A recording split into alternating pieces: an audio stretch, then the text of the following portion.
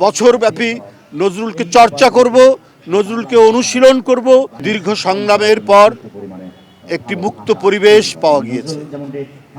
একটি গণতান্ত্রিক সরকার আজ ক্ষমতায় রয়েছে, জনগণের শুভেচ্ছায়, জনগণের ম্যান্ডেটে। বন্ধুরা, এই সরকার নিরলস প্রচেষ্টার মধ্যে দিয়ে সারা দিন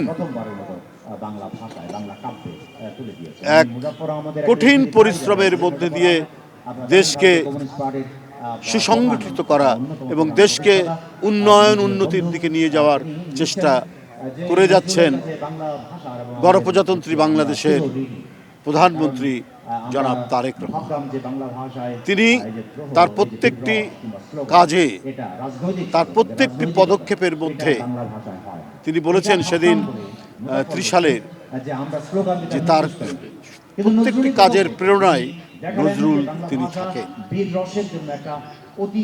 সেই প্রধানমন্ত্রী তিনি যে অঙ্গীকার ব্যক্ত করেছেন, সেই অঙ্গীকার ব্যক্ত করেছেন নির্বাচনের পূর্বে জনগণের কাছে, এবং এই জনগণের কাছে সেই অঙ্গীকার বাস্তবায়নে তার যে ছুটে যাওয়া, জনগণের প্রতি অঙ্গীকার পূরণে তার যে দায়িত্ব পালন, প্রত্যেকটি ক্ষেত্রে নজরুল একটা বড় ধরনের প্রেরণা হয়ে আছে।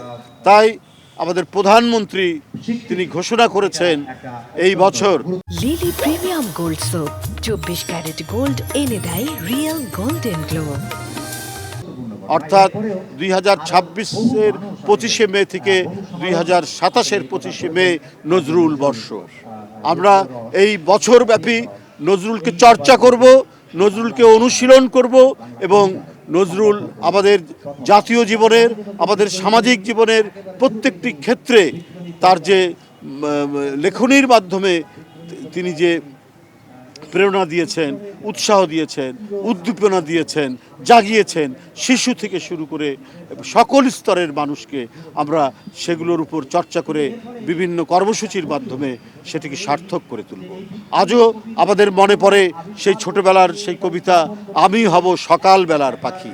এটা যে কত উদ্দীপনামূলক, এটা যে কত প্রেরণামূলক একটি কবিতা, একটি শিশুকে, একটি কিশোরকে তাকে উদ্দীপ্ত করে তোলে, সেটা ভাবা যায় না। ভোর হলো, দোর হলো, এইভাবে অসংখ্য কবিতা সেই শিশুকাল থেকে আমাদেরকে প্রেরণা দিয়ে আসছে।